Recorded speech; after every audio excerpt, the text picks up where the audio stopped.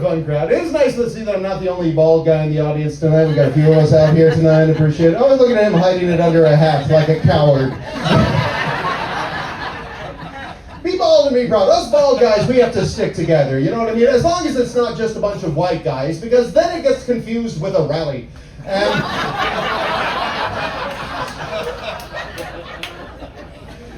Sometimes on these cruise ships, there'll be so many bald men at a show, I can just pretend that I'm leading a support group for the Follicle Challenge.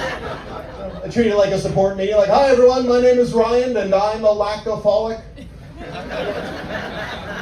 It's been 12 years since I last had to pay for a haircut.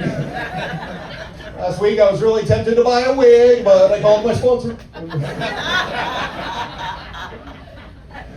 We can really use that, because it is traumatic for men when we start losing our hair. It's one of the most traumatic things for men. We go through the 5 stages of grief over our hair loss.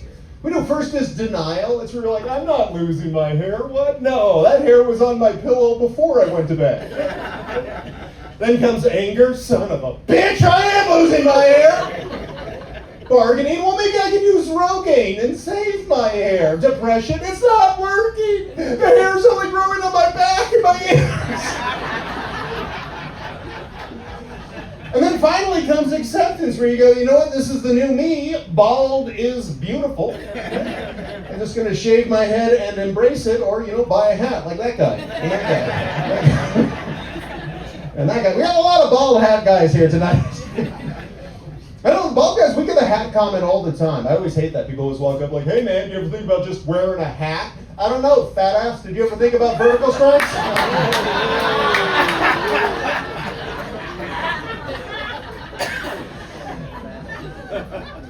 The one thing I do wish I could do as a bald man is kind of what you got going on there, John, is growing a nice beard. I think that's a good look for a bald man. If you have like a shaved head but a nice thick beard, because that way it doesn't look like you lost your hair, you just moved it around.